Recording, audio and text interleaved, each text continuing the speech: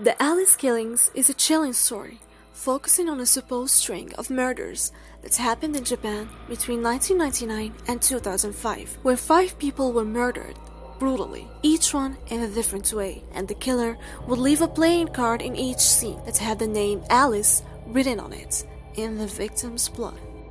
The first victim was Sasaki Megumi. She was described as a headstrong, short-tempered woman with a sharp tongue when dealing with her employees. But outside of her job, she was very social and often went to parties. But one night, after she left a party at 1 a.m., she was a bit drunk, so she couldn't drive. Several people had offered to, but she refused, since she was only a block away from her house. The next morning, a young couple were walking in a forest, a mile away from her house, when they found a bloody and used path. When they followed it, they found her body. The police found a Jack of Spades card crammed into her mouth. Her corpse was torn apart, and her body parts were impaled on various tree branches. The second victim was Yamane Akio. He was a barely known singer whose band performed in a bar. He was described as a kind-hearted man who never yelled off stage. But on February 11, 2001, he was abducted from his apartment. That night, his girlfriend has visited him and was surprised to find that the house was empty. Within days, his band had filled a missing person report. The police found on the security footage of his apartment a hooded figure dragging a weird large garbage bag that bulged strangely. Later on, the owner of the bar, where the band had often performed in, found Akio's dead body, slammed at the table, shot in the head, and his vocal cords were ripped out. Clutched in his hands was the King of Diamonds card with the name Alice on it. The third victim was Kai Sakura, a teenage girl. She was well loved by her friends and her relatives, and was described as a sweet girl.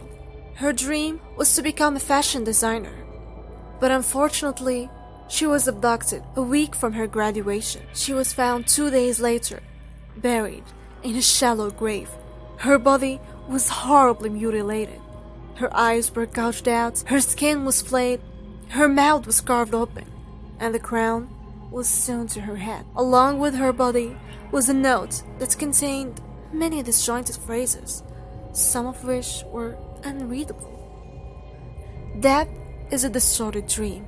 She will forever rule, and haha, those which die are the lucky ones. Her grave was marked with the Queen of Clubs card, with the name Alice on it. It was saved to a stick and stuck on top of the grave. The fourth victims were a twin, Oshiro and Hina Hayato. They were very close to each other. Oshiro, the younger brother, was described as a smart and intelligent boy, and Hana, the eldest, was described as a very stubborn girl. The two were found dead in their bed on April 4, 2005. The cause of death was a lethal injection. Their bedroom window was wide open, and each of the twins held half of an ace of hearts card.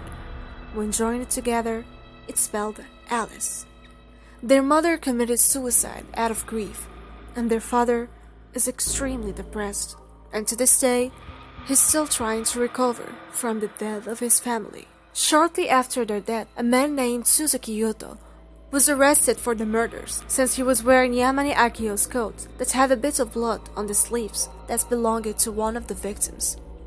The man claimed that a demon, black man with no face, had given him the coat. He was eventually released when a homeless shelter 5 miles from the Kai household claimed to have Yoto in their files for the night of Sakura's murder. Now, the truth is, there were no Alice killings in Japan.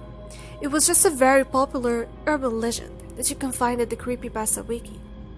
But there was a real Spanish, not Japanese serial killer named Alfredo Galan that became known as the Playing Card Killer. He killed 6 people and wounded 3 from January 4 to March 18, 2003. The majority of his victims were shot in the head. It was not his intention for playing cards to be his signature. Only when the media has sensationalized the fact that a playing card had been found by a victim's blood that he turned it into his signature. The playing card killer surrendered himself to the police on July 3, 2003. He changed his story multiple times and even denied the killings shortly after confessing, claiming a Nazi was forcing him to confess to the murders. Alfredo was sentenced to 142 years in prison. Hope you enjoyed this video.